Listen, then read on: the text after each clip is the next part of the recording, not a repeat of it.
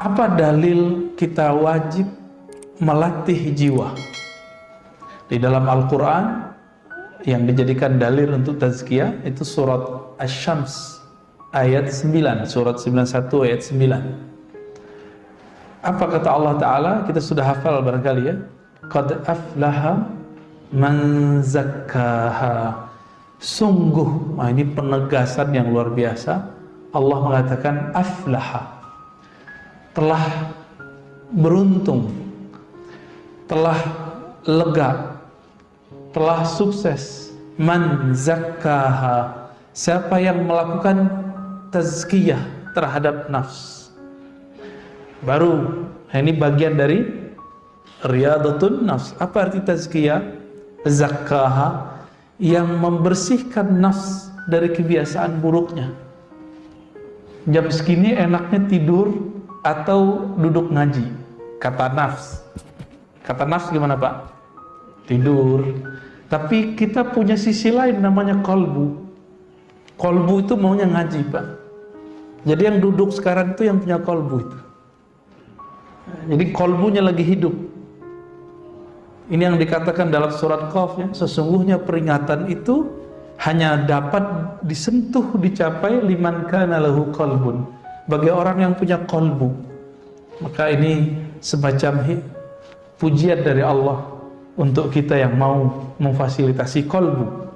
Kita sudah fasilitasi tubuh, nafs, jiwa kita dengan tidur ya.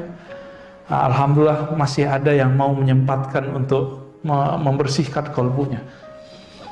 Semoga saya yang diizinkan Allah ngajar kitab ini dan Bapak Ibu Saudara yang diizinkan Allah belajar, Allah jadikan orang yang termasuk kepada surat Asy-Syams ayat 9 ini.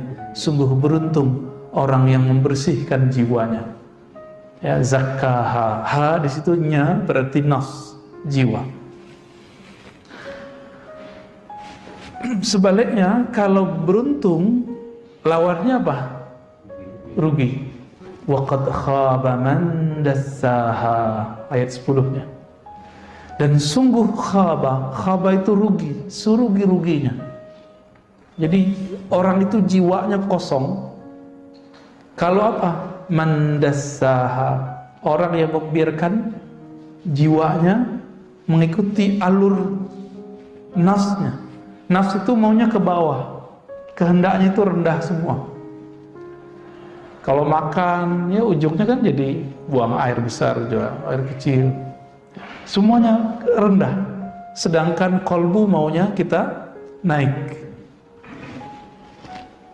Oleh karena itu, menurut Bapak Ibu semua, wajib nggak membersihkan diri, melatih jiwa, atau sunat? Wajib. Itu wajib. Maka orang-orang yang mengatakannya sunat berarti dia belum paham Islam, iman, ihsan.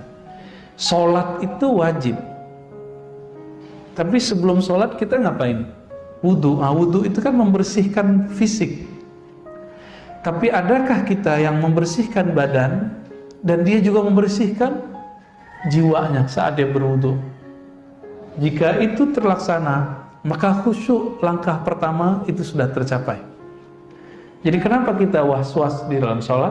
Itu karena belum melakukan tazkiyatun nafs saat berwudu. Itu sebenarnya ya. Dan di dalam Al-Quran Allah Subhanahu wa ta'ala menyebut orang yang sudah melakukan riyadhah, latihan terhadap jiwanya dengan cara membersihkan jiwa itu dengan sebutan khuluqin azim. Siapa itu? Nabiuna Muhammad sallallahu alaihi wasallam. Maka dalam surat Al-Qalam ayat 4 ya, surat 68 Allah berfirman, "Wa innaka la'ala khuluqin azim." Sungguh engkau wahai Muhammad ala khuluq ya, sungguh berada di atas akhlak yang azim. Kata azim berarti besar dan agung. Azim ini beda dengan kabir. Azim ini lebih menyentuhnya kepada rohani kita. Makanya Allah menyebut azim ini cuma beberapa kali. Rabbul Arsyil Azim, Rabb pencipta pengendali, pengatur arsy yang agung.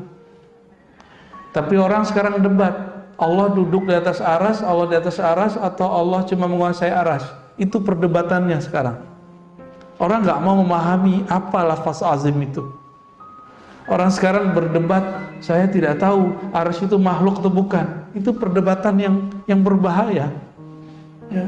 Padahal Allah bermaksud menyebut arsy bukan untuk kita berdebat. Ini duduk di atas, bertempat di atas. Itu kesalahan arah orientasi beragama.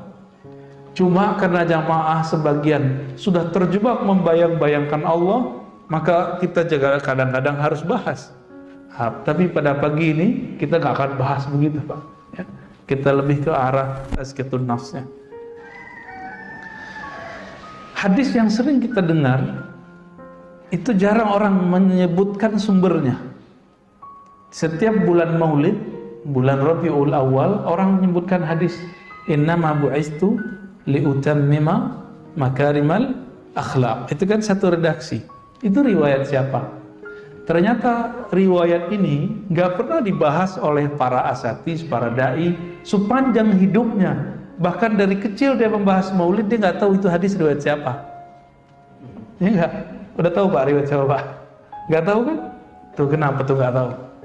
Katanya nyuruh belajar dari kecil, dari brojol dan bumi, ya, al-mahdi ilal lahdi, sampai ke liang lahat. Si ustadz yang ngomong begini aja nggak tahu Pak hadisnya, dia nggak mau mencari di mana sumbernya.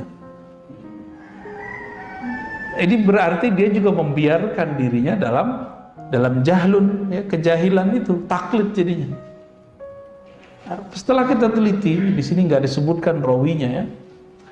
Itu ternyata ketemu redaksi ini dalam riwayat Imam Malik, riwayat Imam Baihaqi, Imam Tabrani, riwayat Imam Ahmad dengan redaksi yang bermacam-macam. Ada yang kalau di sini liutammima, untuk menyempurnakan akhlak. Ada yang lafaznya yang lain, ya, usliha atau lafaz sejenisnya mahasinal akhlak, ya. Maka agama itu, goalnya beragama itu akhlak yang azim tadi.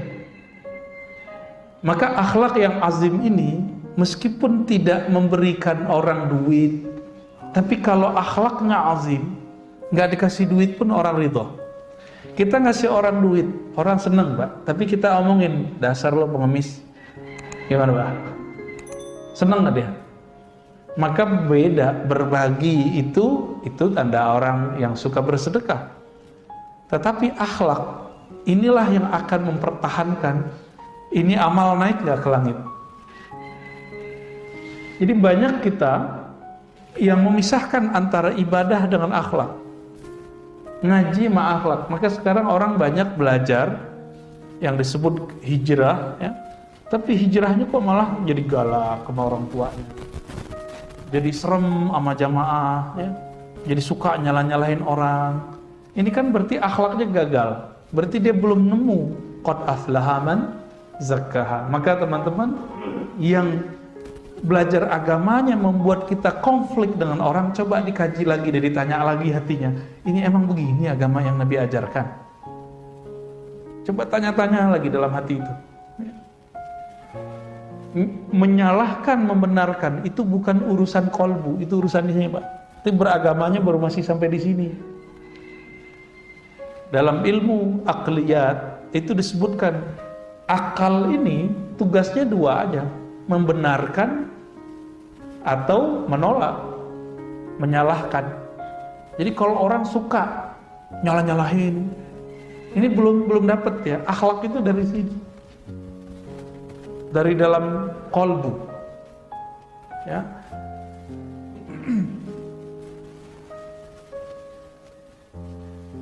Maka Nabi SAW dalam hadis yang sahih itu mengatakan wa khaliqin nas bi khuluqin hasanin. Nah, coba lafaznya ini. Khaliqi, khalaqa yukhaliqu mukhalaqah. Satu akar kata dengan khalaq, khuluq. Ini kata kunci. Ternyata khalaq artinya ciptaan, karya. Kalau khuluq itu akhlak yang kita sebut moral. Apa persamaannya? Persamaannya, kalau khalaq penciptaan, Allah yang mencipta.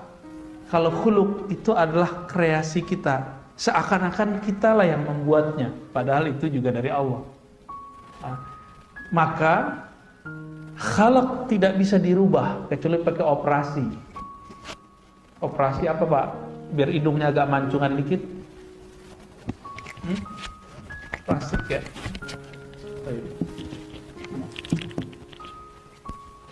Jadi pada dasarnya wajah nggak bisa dirubah, tapi akhlak bisa dirubah nggak?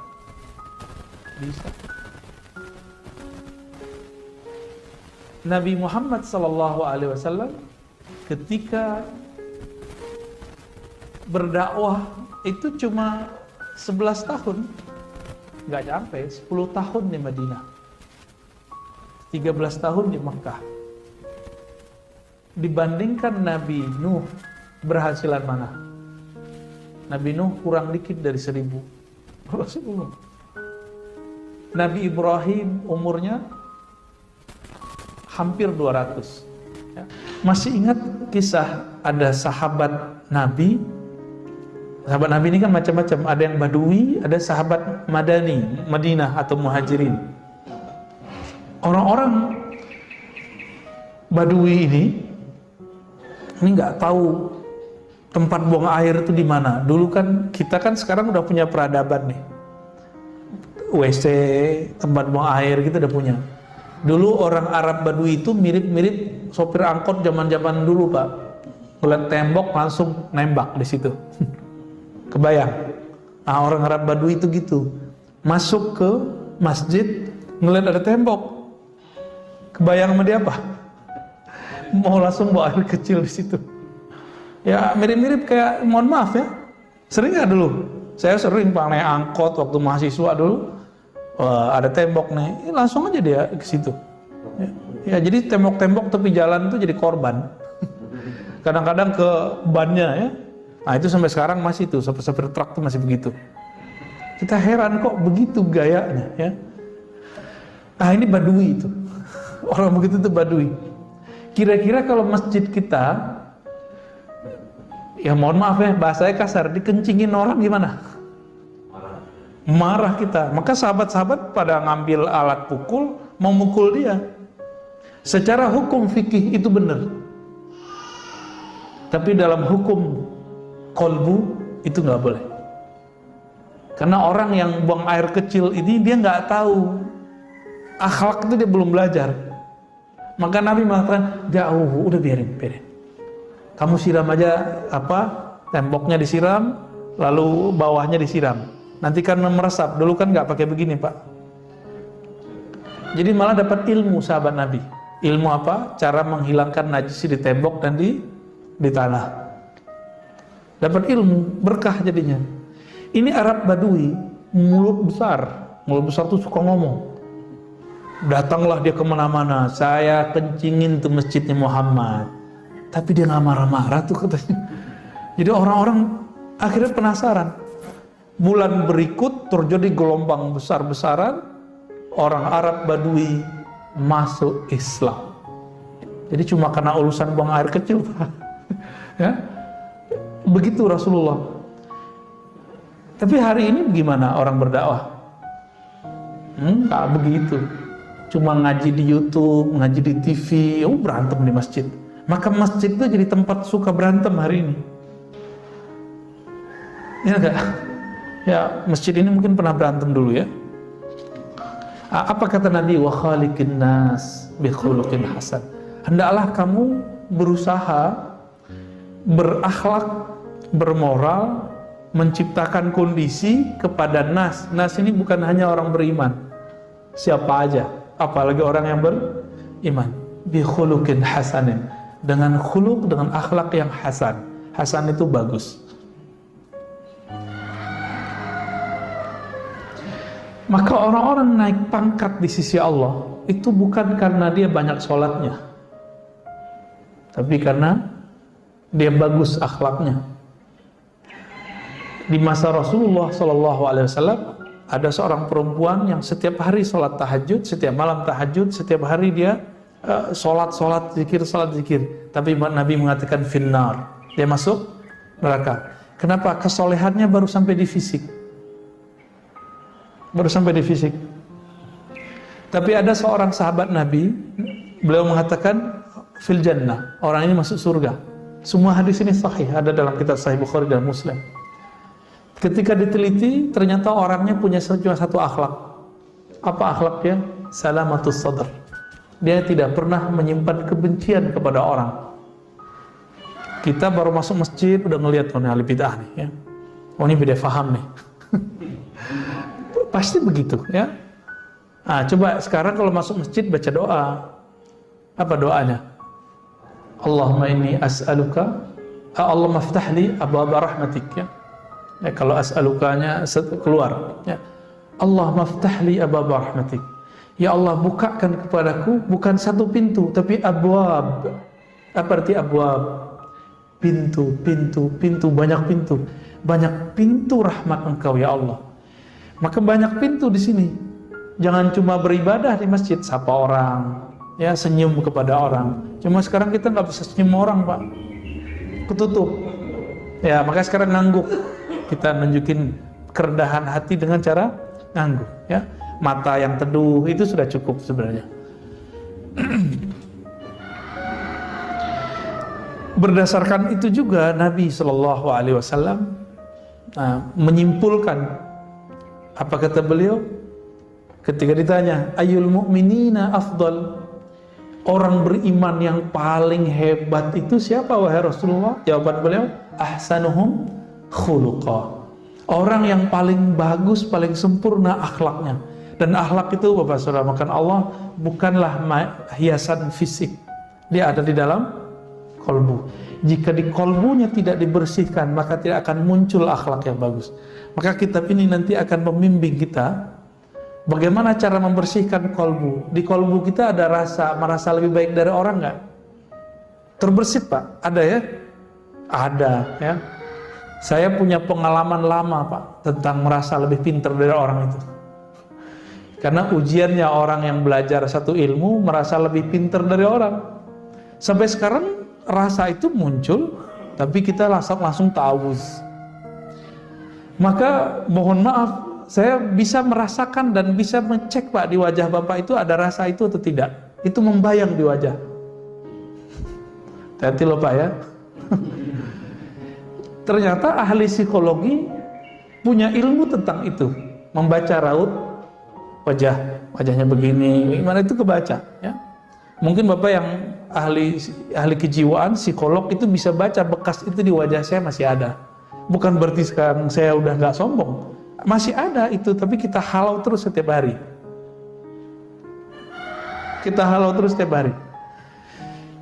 Yang paling berat itu orang berilmu, dia merasa lebih banyak ilmunya daripada orang lain. Kalau Bapak yang banyak duit, banyak harta, paling kekayaan itu cuma sebatas fisik.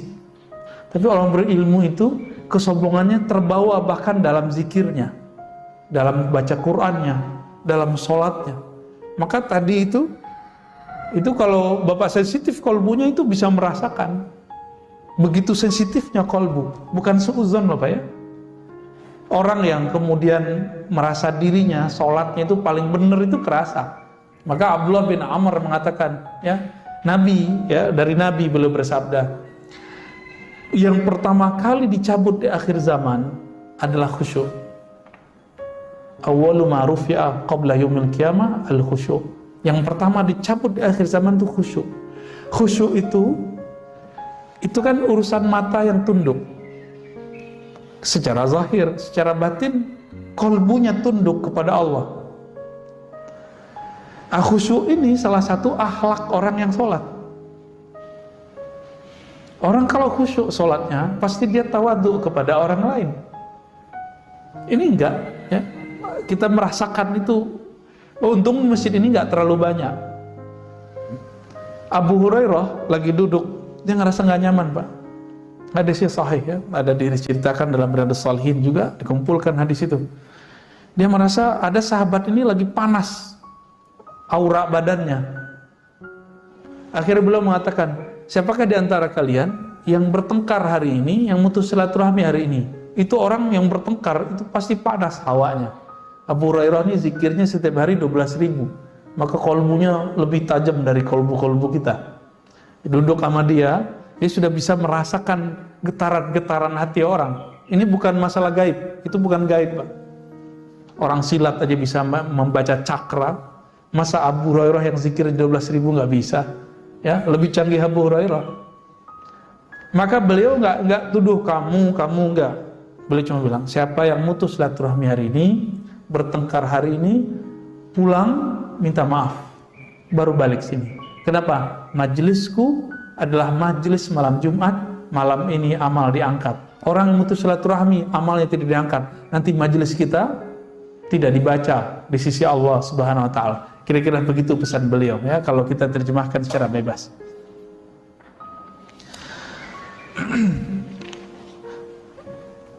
Di dalam Al-Quran itu pesan akhlaknya sangat banyak. Misalnya kita sering dengar imam baca ayat wal qaziminal ghaidha wal 'afina 'anil nas. Ya, surah Ali Imran kan sering dibaca itu. Itu pesannya akhlak. Selama ini sering dengar apa arti kazim? Kaziminal ghaiz. Bukan memendam emosi, tapi kazimin itu yang menghalau emosi. Kaziminal ghaiz. Maka salah satu zuriat Nabi dulu ada namanya Musa al-Kazim. Karena beliau itu nggak pernah marah. Mau dibully orang segimana aja dia nggak pernah marah. Ini Musa al-Kazim. Ya. Anaknya Syekh Asnawi Caringin itu namanya Ahmad Kazim. Saya pernah berziarah ke sana, kaget juga kita namanya Ahmad al-Kazim. Lalu bagaimana cara untuk mendapatkan husnul khuluq atau al-akhlaq al-hamidah, al-akhlaq yang sempurna, yang baik? Beliau memberikan tips kepada kita. Caranya adalah bersihkan sumbernya, maka hulunya gitu ya, muaranya akan bersih. Bersihkan dari dalam. Jadi jangan cuma bersihkan luarannya. Saya hijrah nih, ganti pakaian dari pakaian biasa ya, robek-robek sekarang pakai gamis. Itu bisa merubah akhlak nggak?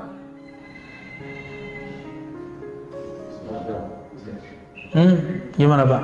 Belum tentu. Bisa jadi preman bergamis. Ya, hati Pak. Pakai serban, pakai kopiah, ya, pakai ginian, ya. Terus pegang mic, udah jadi ustadz aja. Kira-kira gimana? Kolbunya belum dibenerin. Kalau dia ceramah, kira-kira gimana? Nah itu, Bapak sudah tahu jawabannya. Dia kalau nanti ceramah, cuma ganti casing. Dulu menghujat orang tepi jalan, sekarang menghujat orang yang beda faham dengan dia. Itu aja bedanya. Dulu kalau kita masih remaja itu kan pengen cari lawan, pengen bergesekan sama orang. Betul, ini sama. Walaupun bergamis, berserban, berkopiah, akan cari gesek terus. Maka jangan sibuk pada ganti penampilan, sibuklah dalam mengganti sumber penampilan itu di mana. Nah, ini yang harus kita benerin Pak. Kitab ini membimbing ke arah sana. Insya Allah besok kita mulai masuk ke bab kolbu. Ya. Kolbu itu apa aja karakternya, model-modelnya. Ya. Atau malah pagi ini aja kali ya, langsung kita pendek aja nih. Ya. Jadi cara pertamanya kita harus diagnosa dulu. Ini kolbu kita, kolbu yang mana nih? Kolbu itu kan dibagi 3 aja. Sehat, sakit, mati.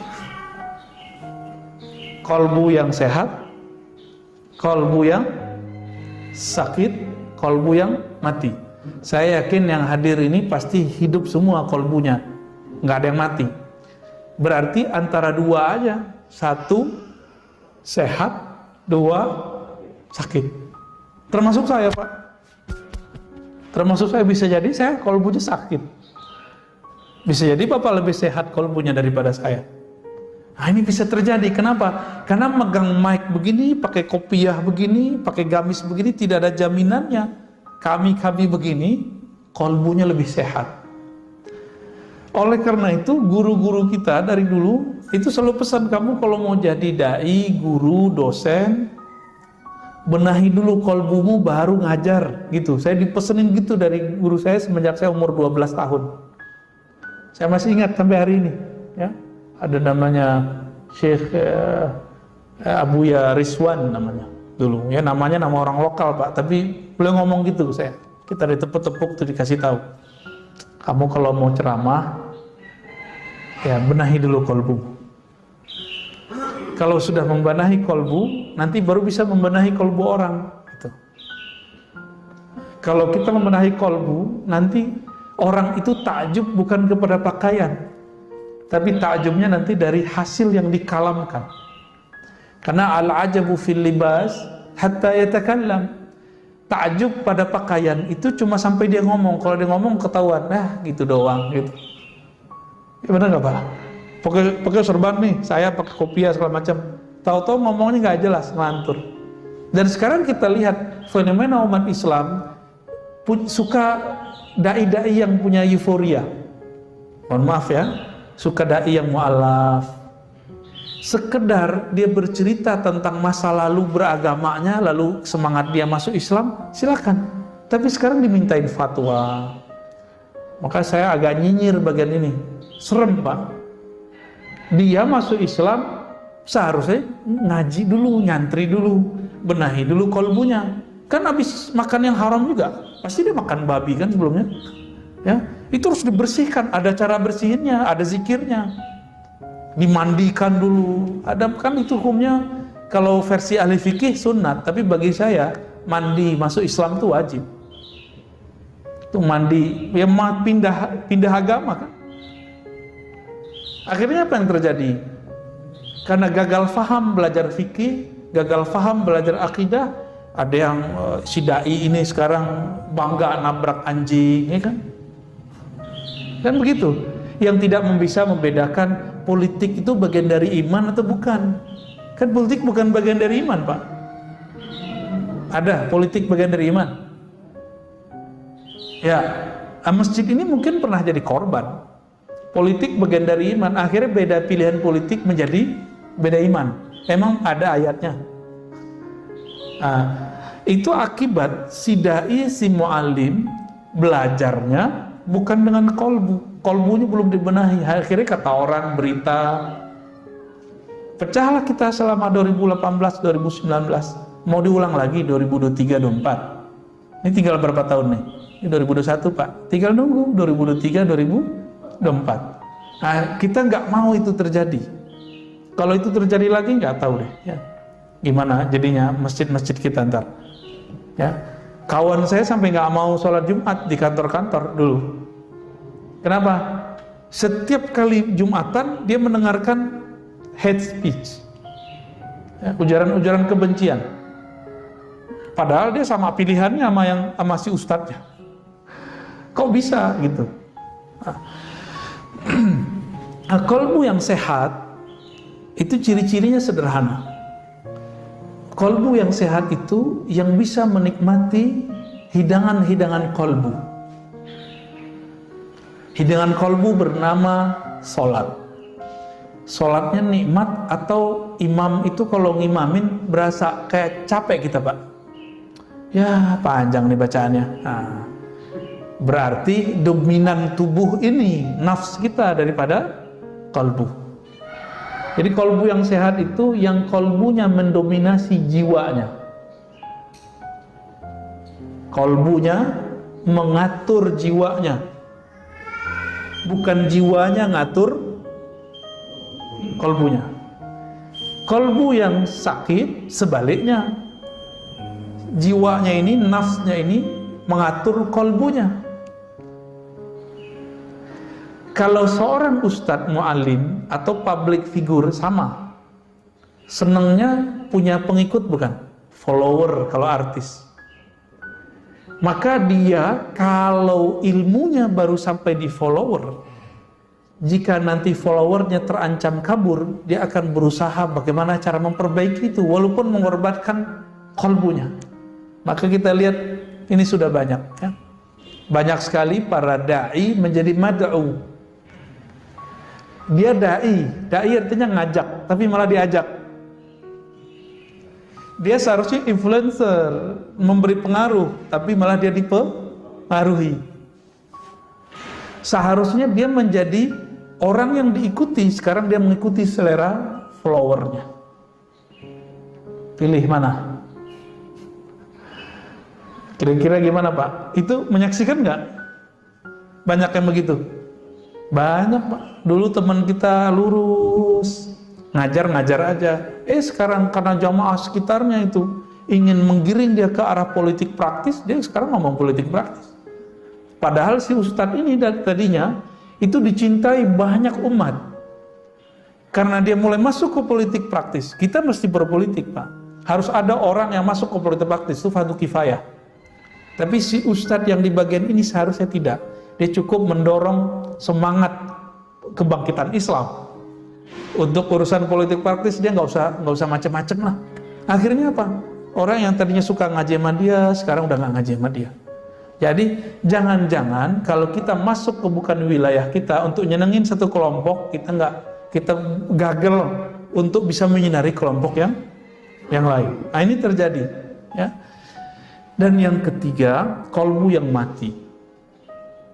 Kalau yang sakit tadi itu ayatnya fi qulubihim maradun fazadahumullahu marada. Di kolbu mereka ada penyakit. Kalau sekali kita biarkan penyakit itu, maka penyakit akan bertambah. Kalau orang yang mati kolbunya, sawaun alaihim, sama saja. Kamu ajak, nggak kamu ajak, nggak ada efeknya. Ramadan datang, Ramadan nggak datang, dia begitu-gitu aja. Saya berhusnuzon, kita antara sakit dan sehat itu kayaknya sekarang ya. Bener ya? Ceknya tadi sholatnya khusyuk nggak? Nggak ya? Nggak apa-apa Pak. Tapi pengen khusyuk kan? Berarti normal, sehat. Ada keinginan mau sehat. Kalau kita badan sakit, datang ke dokter nggak? Nah, Bapak mau ngaji begini kan berarti pengen bener kolbunya. Waras berarti kolbunya.